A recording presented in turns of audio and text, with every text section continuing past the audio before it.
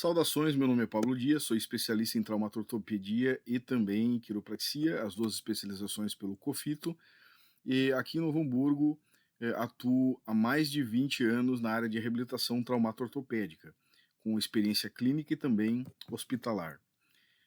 Também sou representante da Sociedade Brasileira de Reabilitação Traumatortopédica aqui no Rio Grande do Sul. Bom, vamos falar hoje sobre um assunto muito importante que é a osteoartrose, né, ou artrose.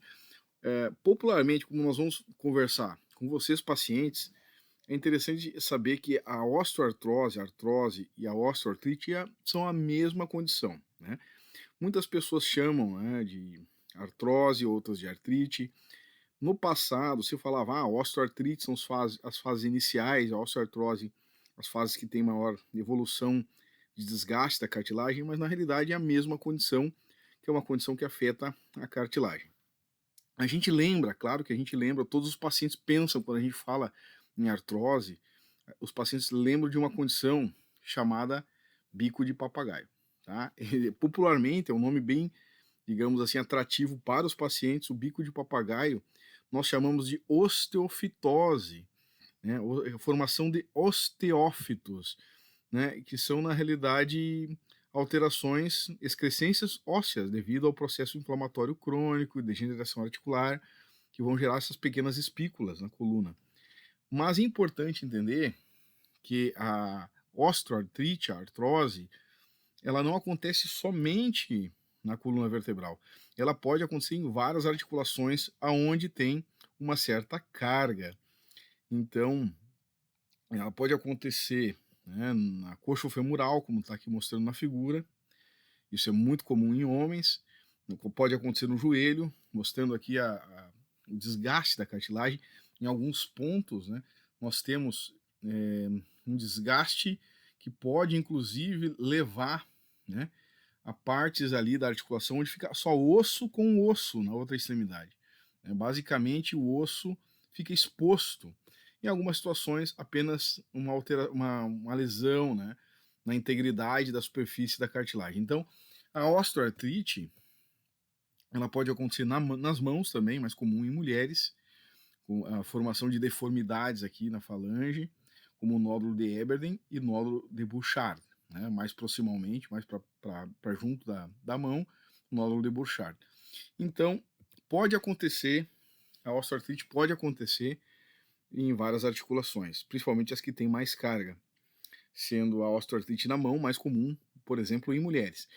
Mas a osteoartrite, para que a gente possa entender, existem dois tipos de osteoartrite. A gente pode classificar em osteoartrite primária e a osteoartrite secundária. A osteoartrite primária, ela é decorrente do nosso processo de envelhecimento. Então, nós podemos dizer que a osteoartrite é o desgaste da cartilagem que reveste as articulações, principalmente o joelho, o coxo femoral. É um processo normal do envelhecimento. Então, todas as pessoas vão ter osteoartrite, né? Principalmente a osteoartrite primária, né? Então, as pessoas vão evoluir para um desgaste do envelhecimento, né? Então, ao longo do envelhecimento, nós vamos ter desgaste articular, isso é normal. No entanto, é importante entender que essa osteoartrite do envelhecimento, ela também tem uma influência genética. Então, quer dizer, tem algumas pessoas que têm um desgaste um pouco mais prematuro, tem um desgaste, digamos, mais precoce do que outras pessoas. Então, tem pessoas que, em vez de ter com 40 anos, vão ter com 35. Né? Pessoas que vão ter com 60 anos uma condição de degeneração avançada, vão ter com 45, com 50. Então, existe um perfil genético, né, que envolve um percentual dos pacientes com osteoartrite primária, que significa osteoartrite mais precoce, a pessoa mais jovem do que o normal, para ter uma degeneração forte da cartilagem, levando à limitação do movimento, bloqueio articular e até mesmo dor, e muitas vezes até edema na articulação. Tá? Então é importante entender que tem um papel da genética na osteoartrite primária, que é o do envelhecimento mesmo. Tá? Mas existe outra osteoartrite, que é chamada osteoartrite secundária. A osteoartrite secundária é quando nós temos um acidente, um trauma, uma contusão, né? E essa contusão, então, ela, de alguma forma, aqui uma contusão, ela vai gerar um processo inflamatório, e esse processo inflamatório afeta a articulação. A inflamação é uma defesa do corpo, mas ela também agride o próprio corpo. e isso pode afetar a cartilagem hialina. Então, se nós temos um trauma articular, não precisa ser dentro da articulação, um processo inflamatório forte na articulação vai gerar uma predisposição à osteoartrite. Sabe, chamamos isso já de osteoartrite secundária. Em alguns casos, nós chegamos a ter fratura que envolve a superfície articular. Então, quando envolve a superfície articular, o que nós vamos ter, então, é uma osteoartrite secundária com uma degeneração mais violenta, né? Porque é como se nós tivéssemos o chão da casa e o piso, né, a cerâmica, fosse quebrada por uma rachadura no tijolo, né? Que chegou a comprometer, inclusive, o piso, a cerâmica. E essa cartilagem, ela é uma estrutura que permite maior movimento, maior deslizamento entre as estruturas, inclusive amortecimento. E ela vai ficar comprometida, gerando vários problemas para o indivíduo. Então, também tem situações onde existem deformidades ósseas naturais. Por exemplo, uma pessoa que nasceu com a perna um pouco mais curta, a gente chama disso de anisomelia, né?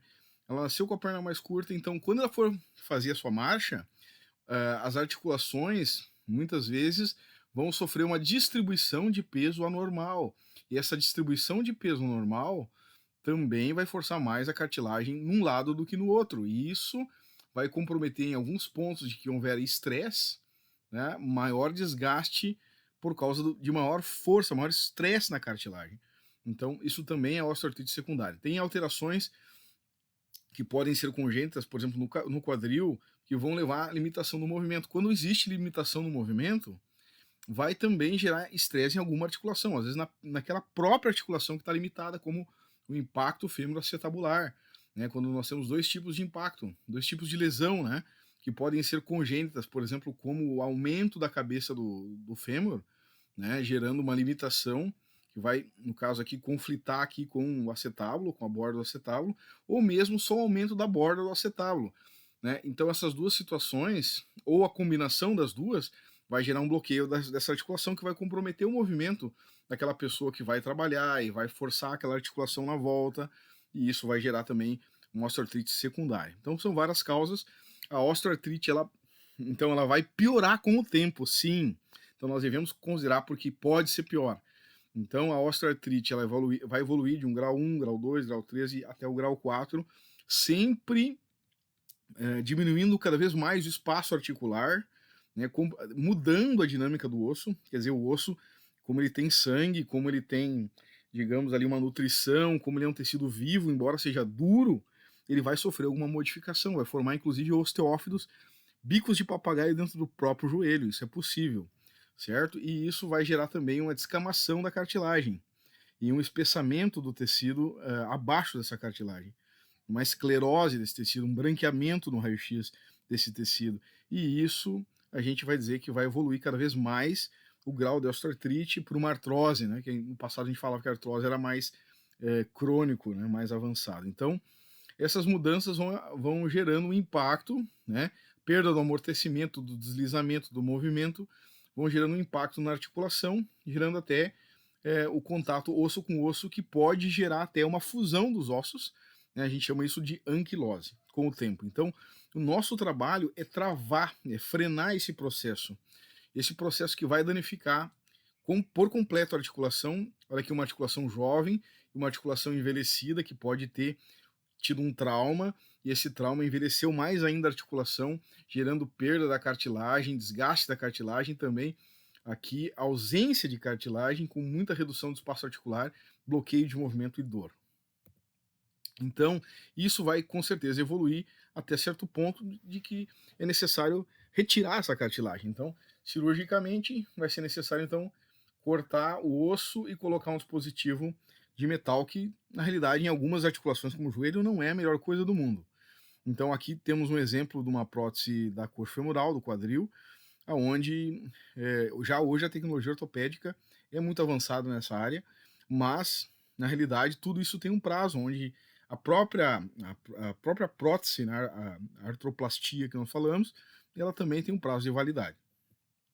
Então, na coluna, muitas vezes se recorre a uma fixação de segmentos vertebrais quando tem artrose, porque a artrose em algum momento vai levar à instabilidade, então é utilizado uma técnica de fusão com parafuso chamada artrodese. Então, A osteoartrite, né, a artrose, ela é uma patologia muito significativa, o entendimento dela, o desenvolvimento de programas de prevenção, principalmente baseado na atividade física, orientada por profissional especializado. Inclusive, cada caso é um caso, né, cada paciente tem um nível de osteoartrite, de artrose, e aí nós temos que entender que cada paciente é uma situação diferente, que deve ser avaliada com aspectos clínicos, exames técnicos, né, semiotécnicos e também radiológico. E isso pode gerar uma piora do quadro. Na coluna, por exemplo, nós devemos falar da estenose degenerativa, que vai ser uma evolução da, digamos, mudança do tecido ósseo, da articulação, da superfície articular, bloqueando os movimentos tanto na faceta, né, quanto na região do platô, do disco intervertebral, que vai estar associado a toda a situação de desgaste na coluna, da osteoartrite, vai estar associado a uma disfunção que vai prejudicar, sobrecarregar outros tecidos, como não somente com digamos, a superfície articular, mas inclusive o disco articular, né, disco intervertebral, também mudando a dinâmica dos forames e podendo até comprimir nervos, como está aqui mostrando pelo disco ou por um próprio osteófito. E isso a gente vai chamar, com o tempo, a evolução disso, de estenose degenerativa. Tem um outro vídeo com uma animação muito legal que eu fiz para vocês. Eu vou pedir que vocês vejam o vídeo da estenose degenerativa e que entendam que o tratamento, o melhor tratamento é o tratamento que não opera, é o tratamento conservador, mas chega um momento que talvez seja necessário tratamento cirúrgico. Então nós temos que trabalhar com prevenção, e isso depende muito da adesão do paciente, do suporte familiar, para que seja feito um tratamento preventivo. Então nós temos melhora da funcionalidade para uma vida normal, esse é o foco que nós devemos trabalhar. Então, é muito importante trabalhar o controle da dor da inflamação. Dentro do Instituto Coluna Vertebral nós vamos trabalhar isso, né, porque vai existir um ciclo de processo inflamatório, e esse ciclo de processo inflamatório de tempo em tempo vai ter inflamação. Então os pacientes muitas vezes chegam num quadro que tem dor uma vez por mês, uma crise uma vez por mês, e nós vamos controlando isso para passar, né, uma vez a cada 3 meses a crise, né, então assim, tendo 4, 5 crises ao ano, e vai diminuindo, e pacientes com o tratamento, eles vão evoluindo para, né, depois do tratamento feito e a manutenção, para uma crise por ano, e aí pacientes também sem nenhuma crise por ano. Então isso é um regime que a gente chama de quase cura. O paciente tem a disfunção, tem a patologia, mas o paciente nem percebe que tem ela, tem alguma limitação, mas não tem mais crise. E esse é o que nós podemos trabalhar, né? Tratando, né, dentro do Instituto Vertebral com várias tecnologias, com o mínimo de medicação possível, né? Trabalhando, né, com o paciente que ele possa tomar cada vez menos medicação, o controle da inflamação e também da dor, do edema, né? E vamos desenvolver estratégias corretivas associadas e também, no final, a parte mais de equilíbrio muscular. Então, venha conhecer o nosso trabalho no Instituto Coluna Vertebral.